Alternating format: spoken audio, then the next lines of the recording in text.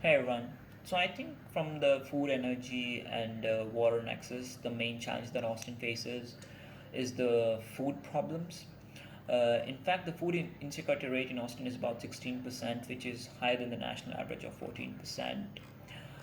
So to tackle this issue, the Office of Sustainability decided to explore four food access barriers to identify what was the root cause of these issues. And the four barriers were low proximity to healthy food retail stores, lower household incomes, fewer mobility options, and less healthy food availability.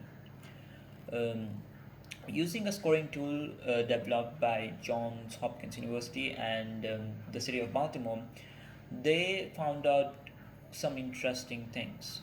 One of the most interesting findings was the fact that um, throughout Austin, especially in the Eastern Crescent, those people who live in pockets face much challenges to healthy food availability, and actually, African Americans are the most affected with this. In fact, 11% of African Americans face all the four barriers to food availability, while the same problems is faced by only 9% of Hispanic, 5% of Asian, and 5% of white residents. And one other interesting finding was that more than 77 healthy food stores are on the west side of the I-35, and only 22 food stores are on the eastern side of I-35. As a result, the eastern side of I-35 faces a lot more challenges in food availability than the western side. So, um, Austin developed a couple of solutions to help tackle these issues. One of the great solutions to help tackle this issue was the fact that the Food, Energy, and Conservation and Energy Act of 2008 um, studied the food deserts, it and from the results, which turned out to be similar to the findings of Office of Sustainability, the federal government spent almost $500 million to improve food store access across communities.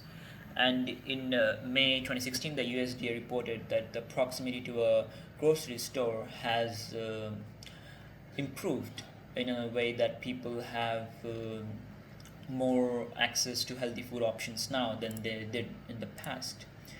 And I think out of all the three nexus, the most sustainable department for Austin would be renewable energy generation.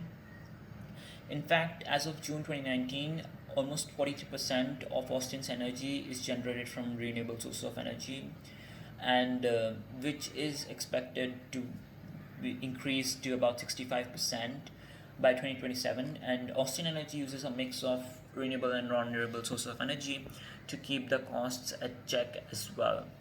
And Most of the renewable sources of energy are generated from wind and solar power, which barely have any negative aspects to them.